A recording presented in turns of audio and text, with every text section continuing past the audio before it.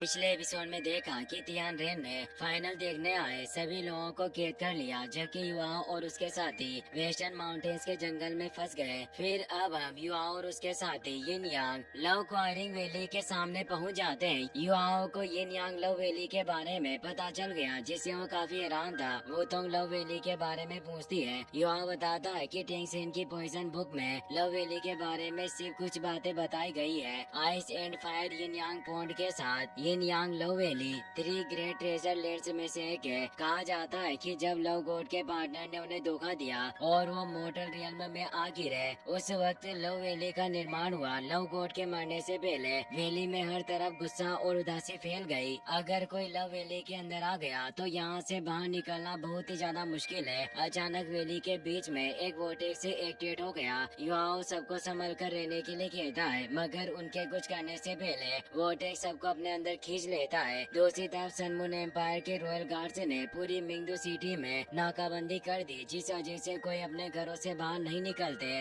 Guards city में घूमकर final से भागते हुए लोगों को ढूंढ रहे थे, क्योंकि वो गार्ड्स से बचकर एक दुकान में छिप रही थी। अचानक एक कुर्सी जमीन पर गिर गई। गार्ड धीरे धीरे क्यू क्यू के पास जाने लगता है। क्यू क्यू इससे बहुत ही ज्यादा घबरा गई। उसे डर लग रहा था कि कहीं वो पकड़ी न जाए। तभी एक बिल्ली गार्ड पर हमला कर देती है। गार्ड बिल्ली को दूर करके वहाँ से चला गया। उसके जाते ही क्यू क्यू भी दुकान से निकलकर वहाँ से दूर भाग गई, मगर ये हैंग ने उसे देख लिया था। वहीं युवाओं और वुतोंग एक रहस्यमय जगह पर बेहोश पड़े थे। कुछ वक्त में युवाओं को होश आता और वो वुतोंग को भी होश में ले आया। वो कहता है कि अगर मैं गलत नहीं हूँ तो हम उस मिस्टीरियस स्पेस में है जो लव गॉड ने अपनी मौत से पहले बनाया था। मास्टर इलेक्ट्रोलक्स ने मुझे बताया था कि गॉड के पास ऐसी ताकत होती है जिसकी मदद से वो अपने खुद के डायमेंशन बना सकते हैं। हमारे दूसरे साथी भी अलग अलग मिस्टीरियस स्पेस में होंगे। अचानक एक लेडी कहती है कि अगर तुम इस जगह से बाहर निकलना चाहते हो तो तुम्हें फर्स्ट ट्रायल पार करना होगा। अगर तुम ट्रायल पार नहीं कर पाए तो तुम्हें गहराई में जाकर दोबारा ट्रायल शुरू करना होगा। उनके सामने एक ब्रिज एक्टिवेट हो जाता है। वुतोंग और युवाओं उड़कर ब्रिज पार करने की कोशिश करते हैं, पर वो उड़ नहीं पाते। युवाओं कहता है कि गॉड की ताकत हमारी सोच से भी परे है, हमें चलकर ब्रिज पार करना होगा।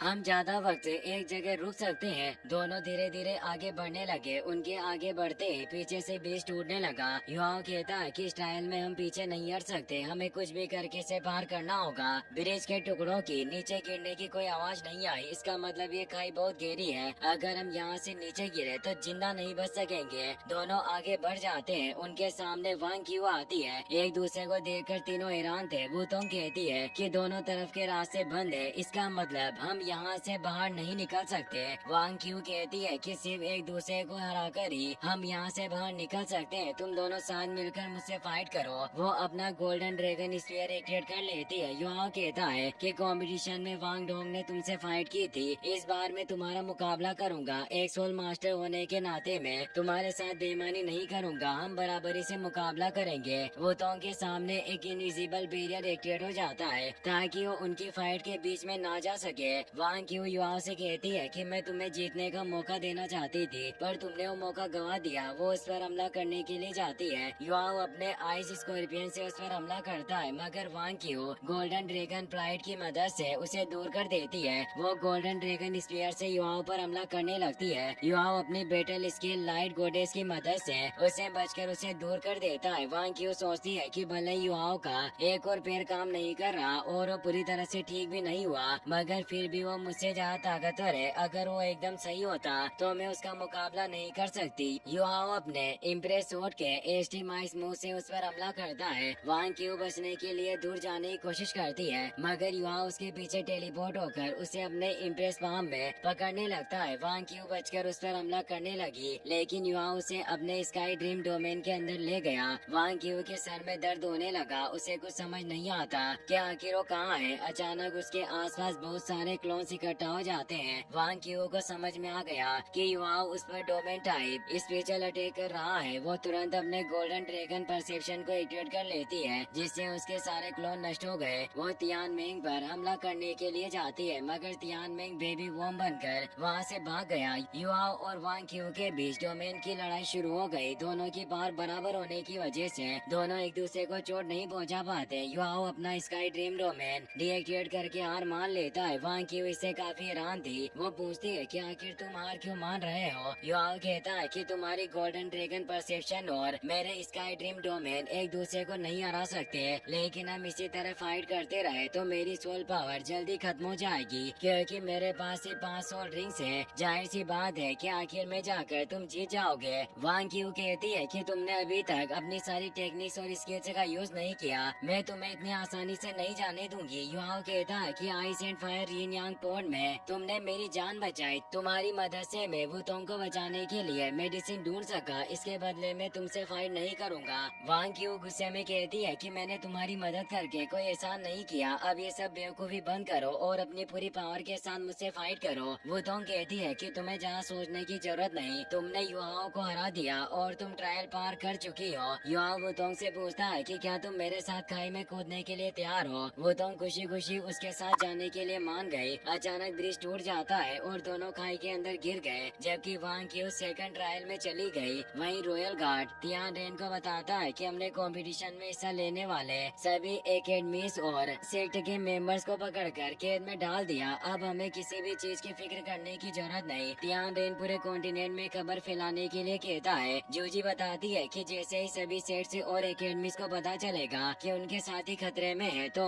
उन्हें बचाने के लिए यहाँ जरूर आएंगे, हम उन्हें जाल में फंसाकर आसानी से हरा देंगे। तियान रेन एल्डर जिंग से ह्यूमनॉइड सोल टूल की रिसर्च के बारे में पूछता है। एल्डर जिंग बताते हैं कि हम ह्यूमनॉइड सोल टूल के प्रोटोटाइप पर एक्सपेरिमेंट्स कर रहे हैं और जल्दी दूसरे ह्यूमनॉइड सोल टूल बनाना शुरू होंगे। तियान रेन कहता है कि धमाके की वजह से मिंगदू सिटी का 1/3 हिस्सा बर्बाद हो चुका है, जिसमें हमारे मिलिट्री बेस भी शामिल थे। नुकसान ज्यादा होने की वजह से सब कुछ ठीक होने में 1 महीने का वक्त लगेगा। इसी बीच तुम्हें ह्यूमनॉइड सोल टूल को भारी मात्रा में बनाना शुरू करना होगा। याद रहे इस बार कोई गलती ना हो, वरना तुम्हें कड़ी सजा भुगतनी होगी। यूलिंग एल्डर जिंग से कहता है कि अंडरग्राउंड सोल टूल कंपटीशन में एक सोल टूल मास्टर ने ह्यूमनॉइड सोल टूल बनाया था। मैं यकीन के साथ कह सकता हूँ कि उसने ही पहले ह्यूमनॉइड सोल टूल का प्रोटोटाइप चोरी किया होगा। उसने नकली पहचान के साथ कंपटीशन में हिस्सा लिया, जिस वजह से मैं उसे पहचान नहीं सका। तियान रेन मुस्कुराने लगता है। एल्डर जिंग पूछते हैं कि क्या आपको उस सोल टूल मास्टर के बारे में पता है जिसने ह्यूमनॉइड सोल टूल बनाया है। तियान रेन बताता है कि एक वक्त पर वो शख्स मिंगदू हॉल में पढ़ता था और मिंगदू सिटी में हुए धमाके के पीछे भी उसी का हाथ है, उसकी मार्शल सोल स्पेशल आइज है।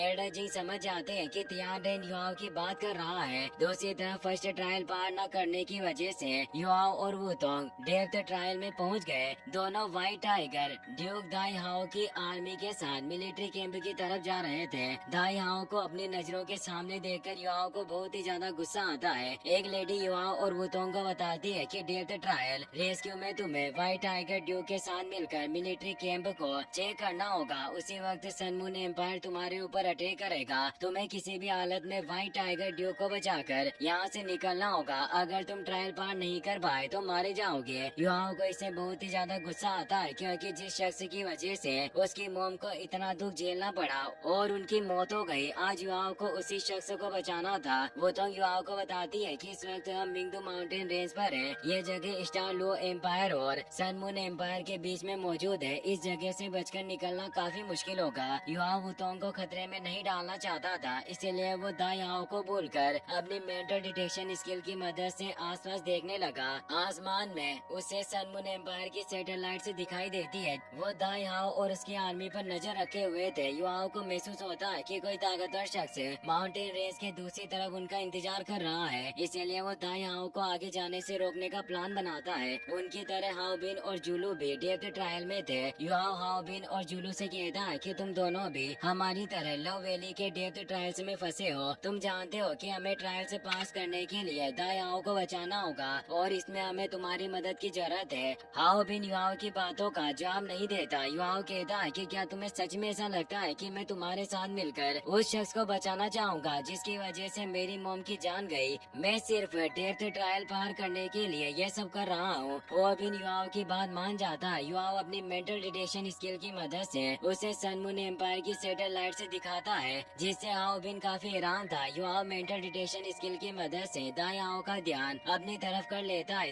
दाई हाओ गुस्से में उसे सामने आने के लिए कहता है। युआओ बताता है कि मैं एक स्पिरिचुअल टाइप सोल मास्टर हूँ। हमारे ऊपर आसमान में कुछ सैटेलाइट्स मौजूद है। अगर हमने सावधानी नहीं बरती तो सन मून सनमून एम्पायर के बॉर्डर के करीब पहुंचते ही मुसीबत में पड़ जाएंगे। वो अभी इनके कहने पर दायाओ युवाओं की डिटेक्शन स्किल से जुड़ जाता है। आसमान में सैटेलाइट से देखकर उसे समझ में आ गया कि सनमून एम्पायर उसे मारने की प्लानिंग बना रहे हैं, इसीलिए वो अपने साथियों को लेकर आर्मी कैंप की तरफ जाने लगता है। माउंटेन रेंज के दूसरी तरफ से कोई उन पर हमले कर देता है, मगर व्हाइट टाइगर आर्मी कैंप पर लगे सोल ब्लास्ट कैनन से सारे अटैक फेल करने लगती है। इसी के साथ ये एपिसोड यहीं पर खत्म हो जाता है।